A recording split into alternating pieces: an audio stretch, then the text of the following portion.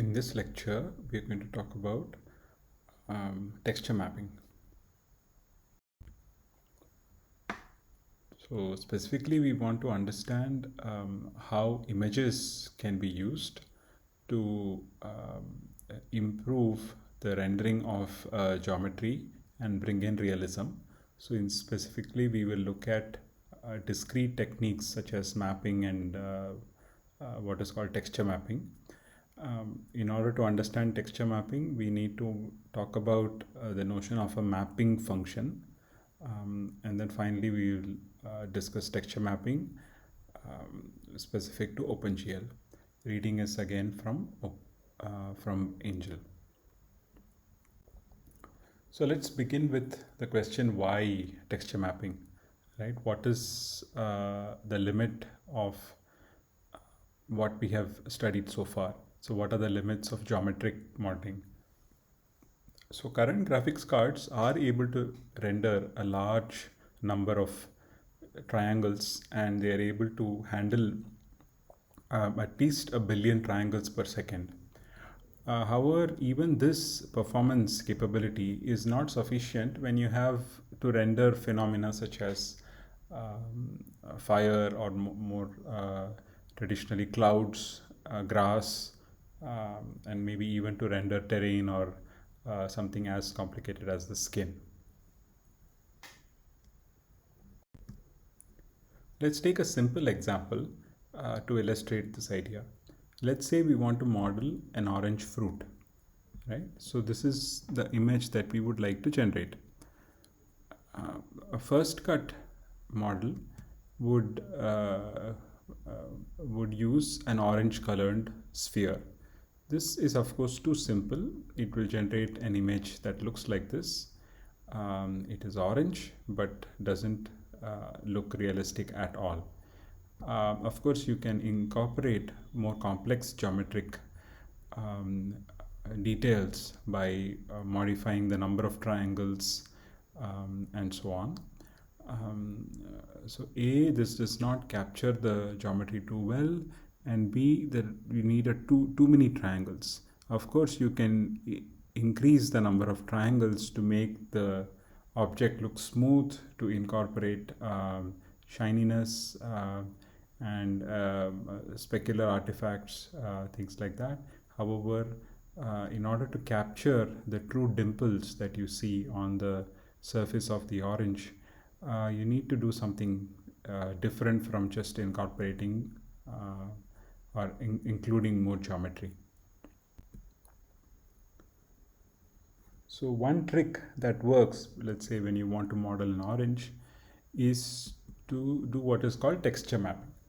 So what is the idea? You take a picture of a real orange under some kind of standard lighting conditions, scan this picture, and then paste it on top of the geometric model that you are rendering. Right? So this is the key idea that we will try to flush out during this lecture.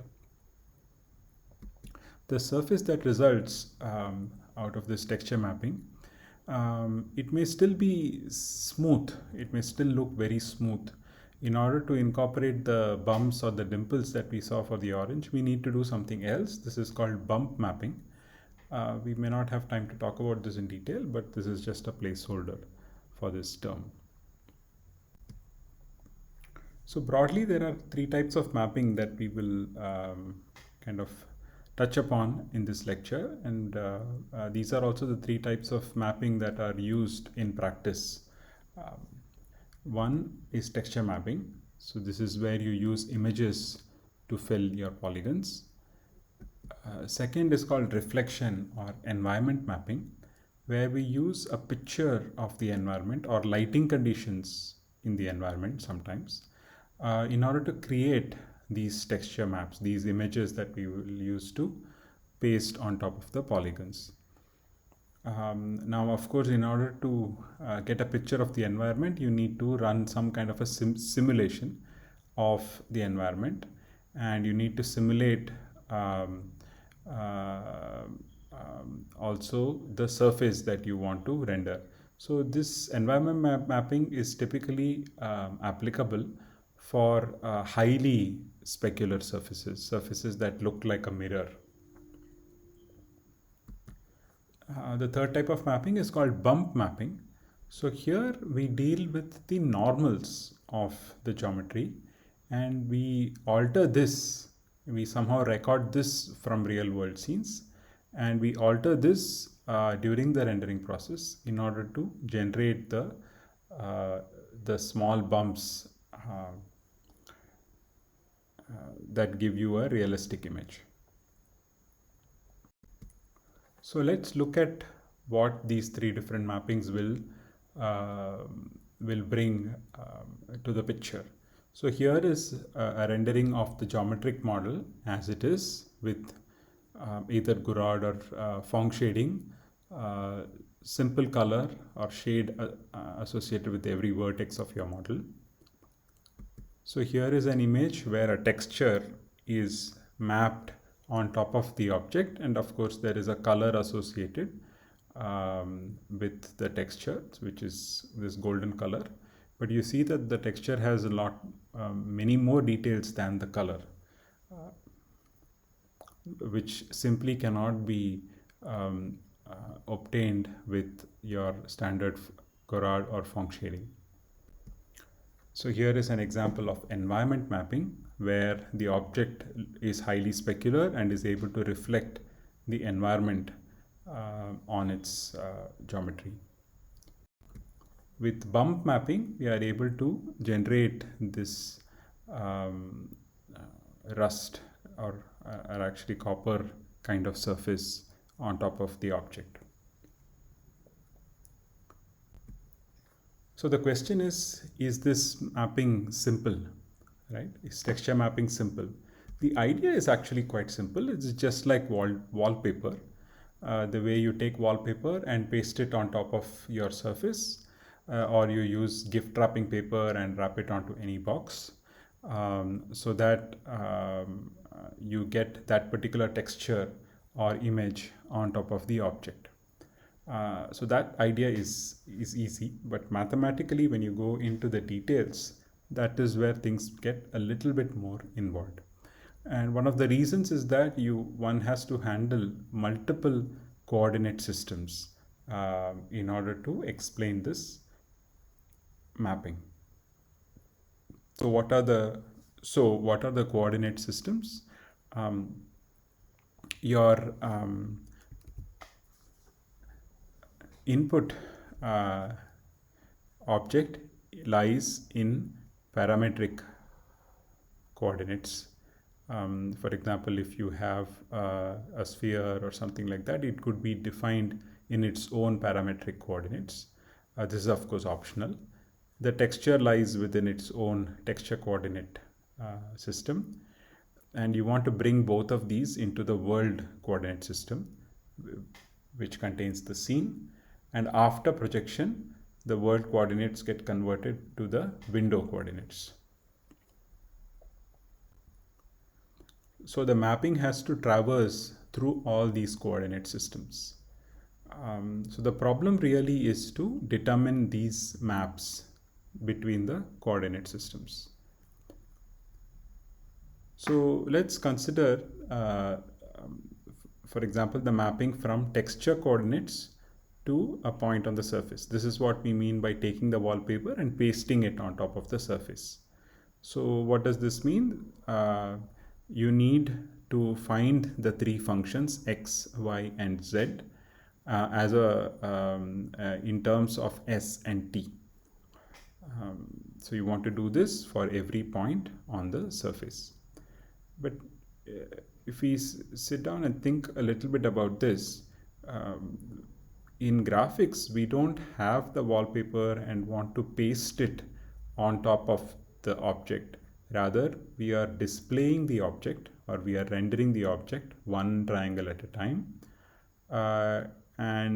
Really what we want is the mapping in the opposite direction, right? So for every point on the geometry or on the triangle on the surface, we would like to know what texture is mapped to that particular point in the world coordinate system.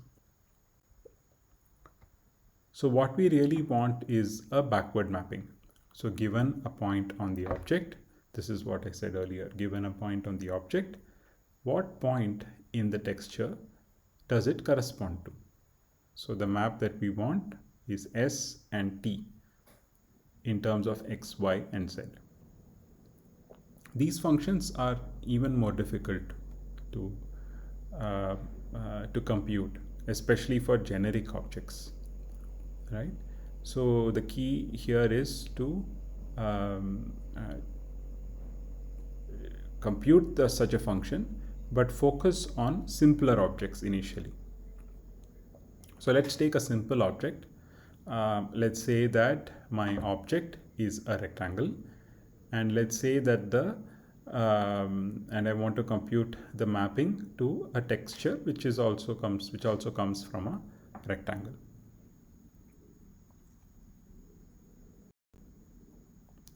So the effect that we would like to generate is what is shown on the right. Bottom is what you have as the texture. This is in its own space. Typically the texture space is called the ST space. And what you want is the mapping forward or backward between the texture and the actual geometry. So here the geometry is a very simple rectangle. So I leave you this problem.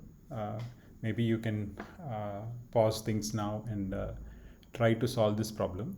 So you have your ST space and you have a texture here, and you would like to take this texture and map it onto some triangle.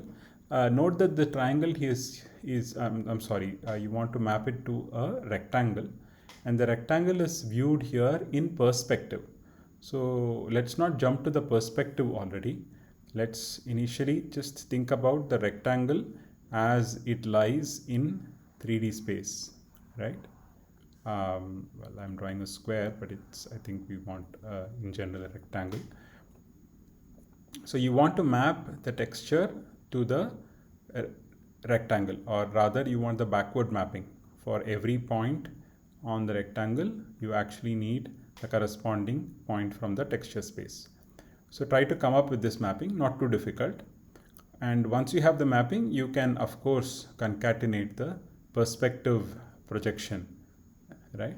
The perspective projection in order to get the final picture here. So this is a quick exercise for you.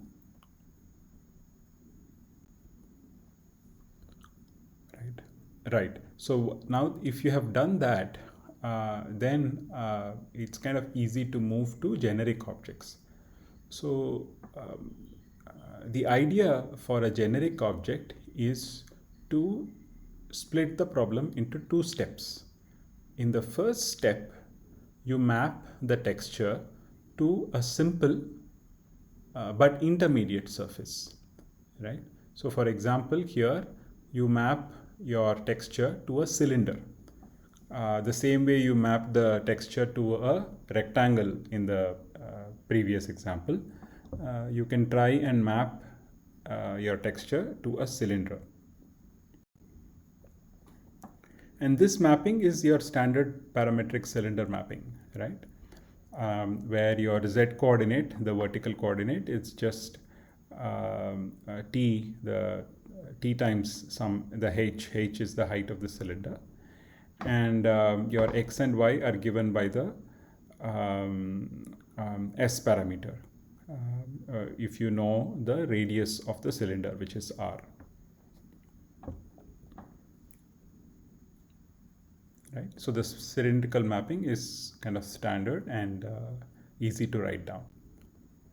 Another intermediate surface that is often used is a sphere.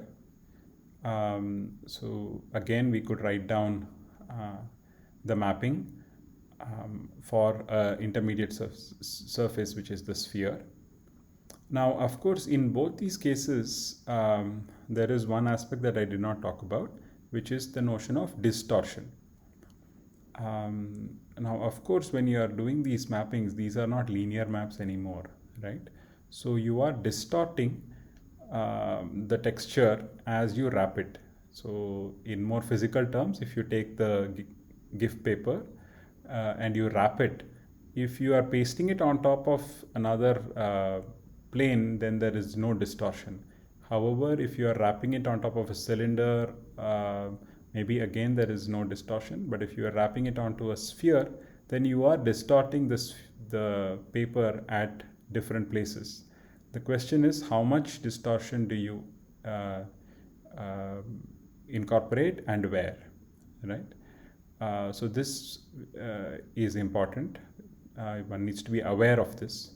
Right? There is no escaping this distortion, but one needs to be aware of where the distortion is placed. So spheres are typically used to generate your the environment maps that we saw earlier. A third kind of intermediate surface, which is more common, is the box. The reason it is more common is that the box is made up of 6 faces. These are all planar, so the maps are easy. And further, there is hardly any distortion, except of course on the creases on the edges. So the box mapping is what people typically use as an intermediate surface. So once you have the mapping from the texture to the intermediate surface, you are halfway there. What we need to do now is to write down a mapping between your intermediate surface and the object that you want to render. There are again many ways to do this. We are just showing 3 different options. The specific scenario will help us decide what option we would like to choose. In the first case, well, in all 3 cases, we use normals either from the actual object or the intermediate object. In the first case, you take the normals that come from the intermediate object. In this case, the intermediate object is a sphere, and you are just looking at it maybe from the side or from the front or from the top. And you see that the normals at every point on the intermediate surface, right? So you have multiple points on the intermediate surface. You look at the normals at all those points, and the normals tell you how to map from every point on the intermediate surface to its corresponding point on the actual surface. So this gives you a map from the intermediate surface to the actual surface. Now, in order to get a map in the opposite direction, you could do something like this, where you take every point on the actual object, find the normal, and look at the intersection with the sphere. This gives you a map in the other direction. Of course, these 2 maps are not inverses of each other. A third map, which actually is invertible, is one where you fix the 2 objects such that their centroids coincide with each other, right? And then you draw arrows from this common centroid, let's call it the origin now, and going out. So these vectors intersect the actual object and the intermediate object, and you use that to compute your mapping. Of course, this need not give you a one-to-one mapping, but nevertheless, this turns out to be quite useful. So now that you have both mappings, you can compose these 2 to get a mapping from the texture space to the actual object, and vice versa. There are multiple problems with the mapping, especially the backward mapping. The first issue is can be understood based on the observation that If you take a pixel that you are rendering eventually on the screen, its pre-image is typically curved. It's a surface. It's not planar. It is a surface on the on your in the world coordinate system, right? And if you look at the corresponding texture element, this is not a point, but this is an area, which is no longer a rectangle, not even a parallelogram. It is some curved element in the texture coordinate system. A second issue is, which results in aliasing, is based on the observation that your mapping really depends on the samples that you take, right? So even though you map area elements, so a pixel is an area element, and you map it to an area element in the world coordinate system. However, the actual mapping is defined at points, so and it depends on samples. So the sampling strategy that one uses could lead to a lot of artifacts. So for example, in this case, if you sample your object like this, you may end up missing all the blue stripes in your texture, right? And your output may just be simple white. And you essentially miss all these nice stripes, right? So your texture was good, the mapping function was correct. It is just that your sampling was somehow was not able to capture the texture that you wanted. So this kind of error is called an aliasing error, and this aliasing arises due to sampling. Of course, there are strategies that one can use to address both issues. Of course, we will talk about some of them when we discuss the next few steps about texture mapping in OpenGL. So one quick idea that we will see is area averaging. So let's now talk about textures, but with some focus on OpenGL so that we are more grounded. So in a graphics library like OpenGL, where does the mapping actually take place? This needs to be much later in the pipeline, definitely after the geometry is projected onto the image plane.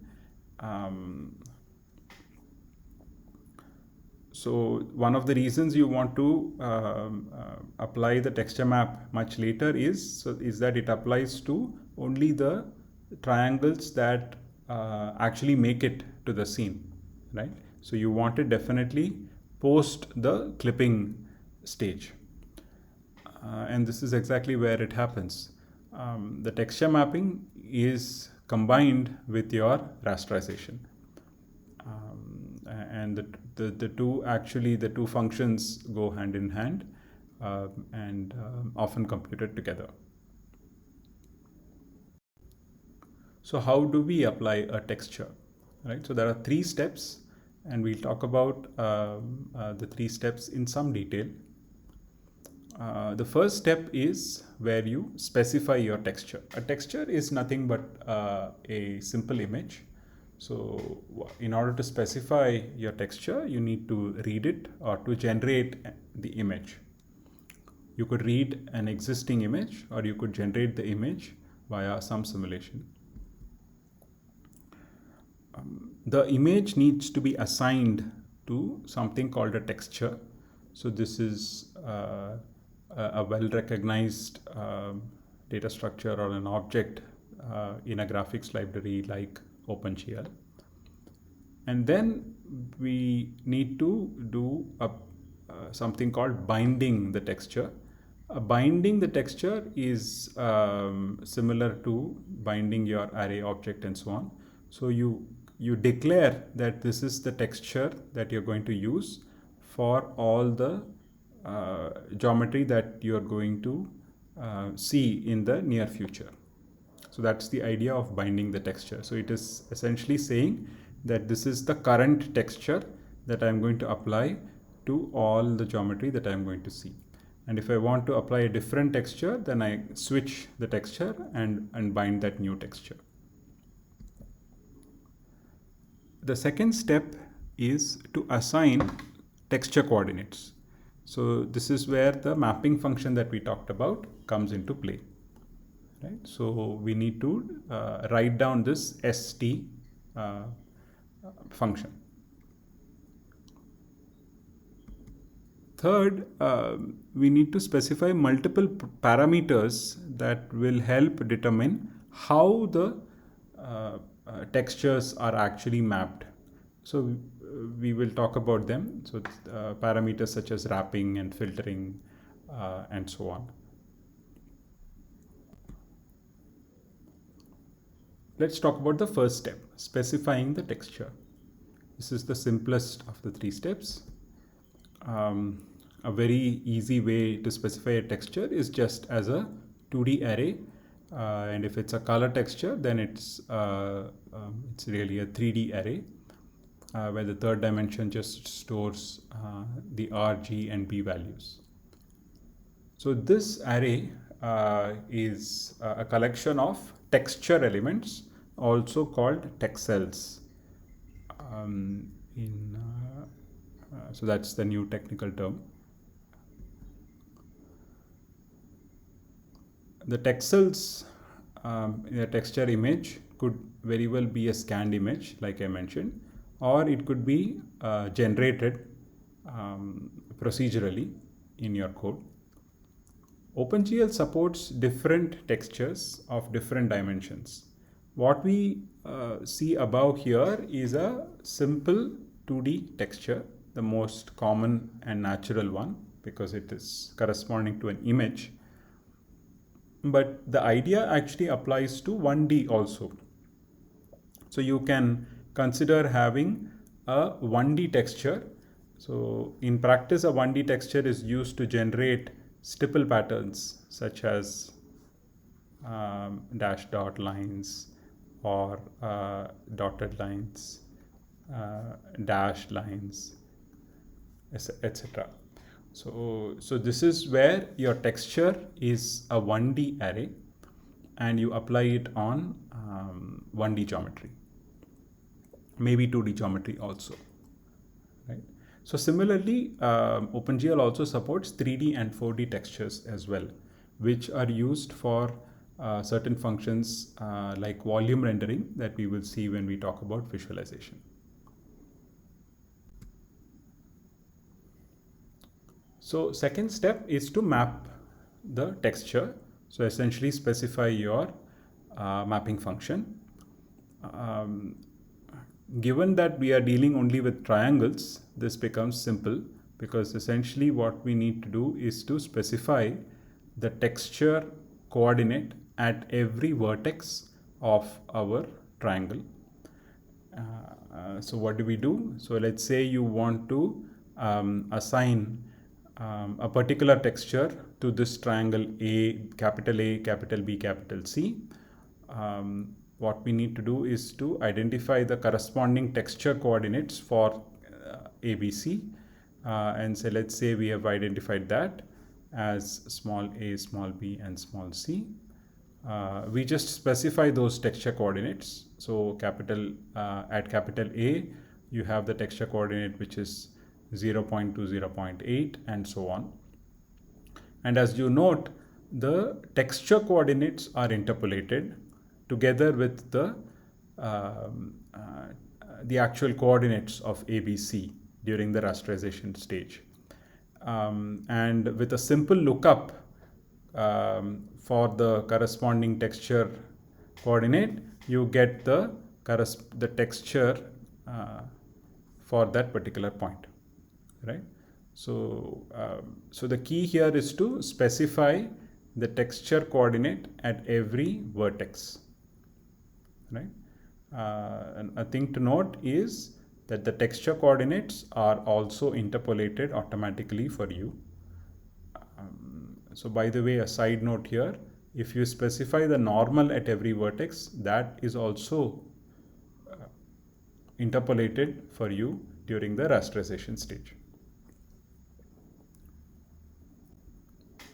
So the interpolation that OpenGL will give you is a simple linear interpolation along the line segments and within the triangle.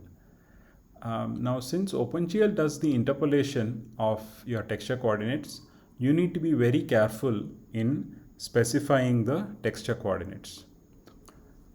So let's take 3 examples. In the first example, what you have is a good selection of texture coordinates. You can imagine what the texture is here. It's a very simple checkerboard pattern. But note that the texture coordinates that you specified here was really good, because you actually got the checkerboard pattern inside the triangle, right? So this is good. So now I leave it to you to think about what led to this particular image, which is not very good. But what choice of texture coordinates led to this particular image, right? So think about it. It is actually a common mistake when you choose texture coordinates, but it leads to such distorted images. The third example here is kind of showing how you need to be consistent with your choice of texture coordinates, right? So even if you have a rectangle and it is typically decomposed into triangles, but nevertheless you need to be careful when you specify the texture coordinates, because the change in the texture could lead to such stretching artifacts, right, which are undesirable. So this is one of the reasons why I say texture mapping may sound simple, but one has to be careful about the details. Otherwise, you get undesirable artifacts. The third step is texture parameters. So this determines how the texture is actually applied.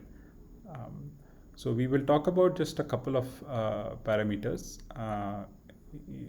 and just mention the others. The first is a wrapping parameter.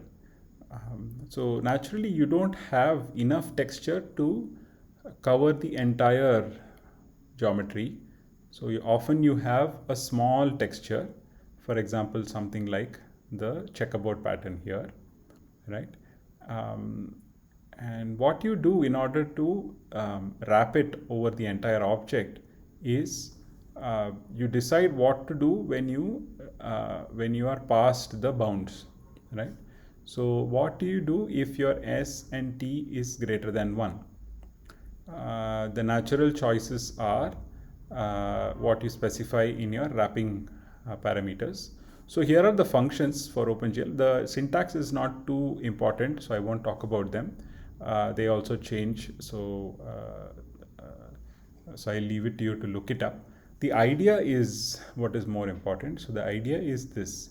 So either you want to repeat your texture, so which is where you use some kind of a modulo operator on S and T, right, to decide the texture at every point ST. So this is where you use modulo, right? The other option is where you care only about ST less than 1, and anything above you want to just clamp, right? So what this means is that if your ST is greater than 1, you just set it to 1, right? So you are essentially enforcing S and T to be less than equal to 1. Anything above that, it remains as 1. So which is why the last value at here s equal to 1 and here t equal to 1 kind of continues, right? Okay, so that's about wrapping. A second parameter that you specify relates to again the size of the texture. Now, depending on the size of the texture and size of the polygon, you could be in the magnification setting where you have a small texture and this is stretched onto a large area in the geometry, right? So this is called magnification. Or you have a large texture that gets mapped to a small geometry. This is called minification. Both are problematic. Both lead to distortion. So one needs to be careful about this. And there are many ways to handle this. The simple way is you can imagine that you have a mapping from a small area to a large area. So somehow you need to do an averaging to go from the larger area to the smaller area.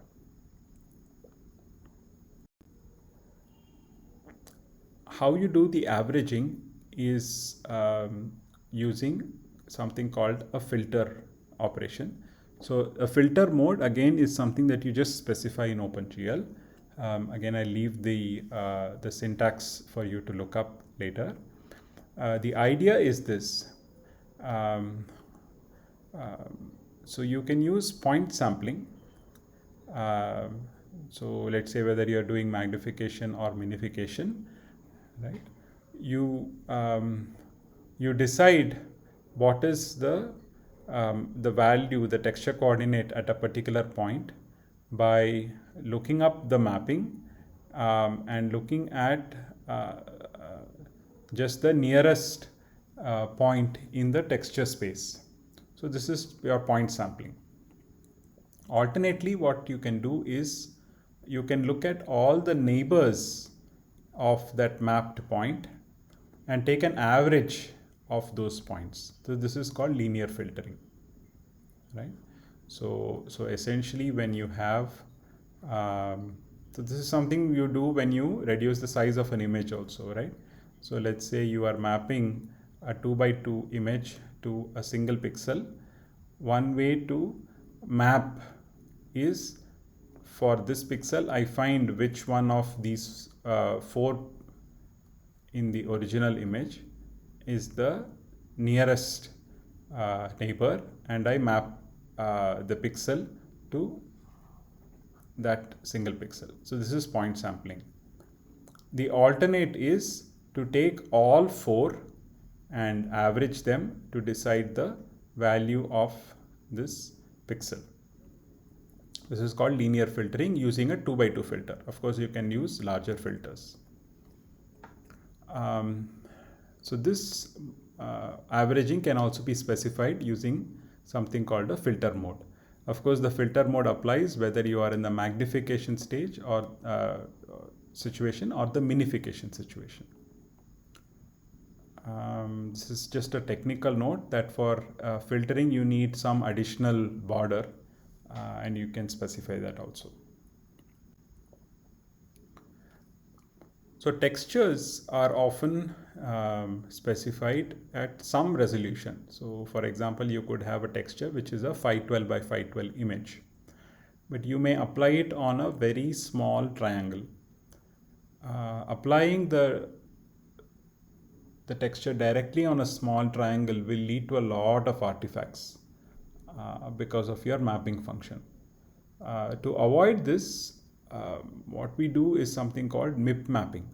Mipmapping essentially generates textures at different scales. So let's say you have a 512 by 512 image. With Mipmapping, you generate smaller images of lower resolutions automatically, right? So let's say you go up to 128, 128, 64, 64, maybe even up to 32 by 32. So this is your input texture. You generate textures at different levels automatically, and based on the size of your geometry, you decide which texture to choose, right? And you map from them to your geometry. So this is called MIP mapping, very useful, and avoids a lot of the sampling artifacts. So we'll use a very simple example to illustrate some of the artifacts, not all. On the left top, you see, so actually in all four images, you see a simple rectangle, and the texture is a very simple texture, which is like a striped pattern of alternating black and white stripes. On the top left, what you see is the so in all these cases, the rectangle that you're seeing is in perspective, and the distortion is significant, right? Because the rectangle goes off till infinity, which is why the top of the rectangle is really small. With point sampling, you see a lot of these artifacts. You see a lot of the grainy artifacts on the top, where the stripes are either missed or they all become black. With linear filtering on the top right, some of these artifacts are addressed. So you do get at least gray looking regions. With MIP mapping, what you see is another kind of artifact that is removed. So if you notice that in the point sampling, it's the second kind of artifact, these so-called Moyer patterns that appear, right? So this is also an artifact that appears. MIP mapping seems to address and remove some of these artifacts. With MIP mapping and linear filtering, both artifacts are reduced. Of course, this is a very severe case of artifacts. So it was a single quad, a single rectangle, and the texture is also subject to a lot of artifacts. So you still see artifacts.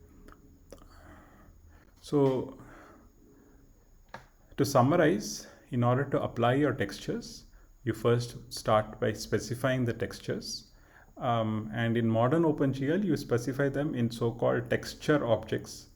So these are objects that collect all the texture related information, and you can store this in your GPU. And depending on the geometry that you're rendering, you can decide which texture object you want to apply.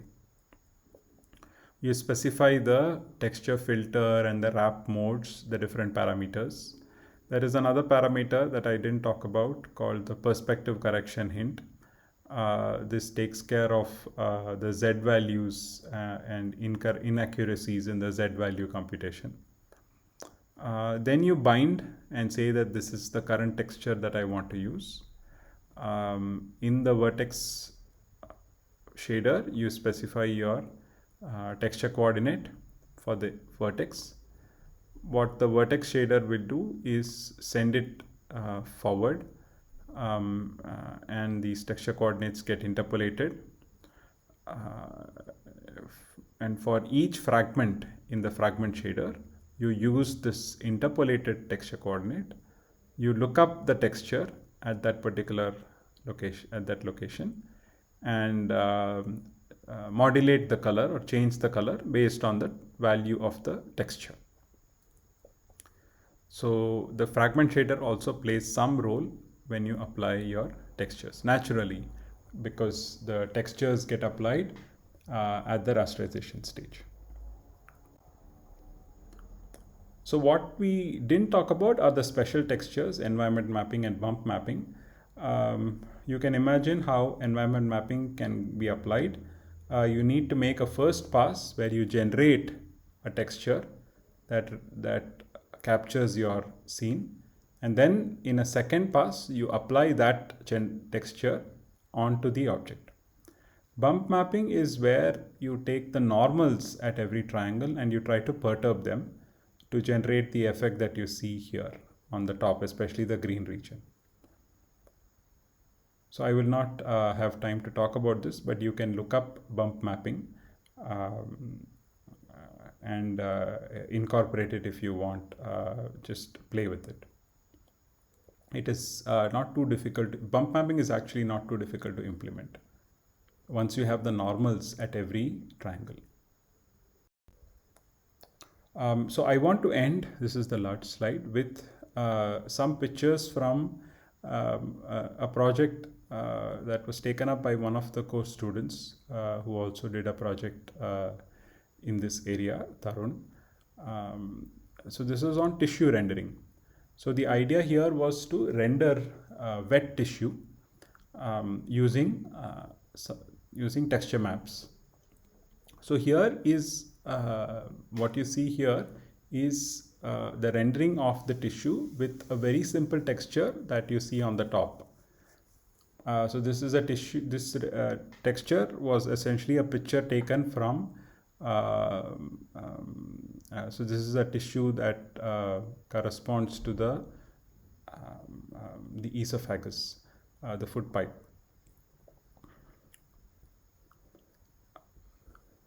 So the first image was good, but it was still smooth. What we want is something more wet looking. So this wetness can be captured using something else called reflectance mapping. This comes from identifying the normals at every point and trying to generate a collection of normals that correspond to something like the tissue.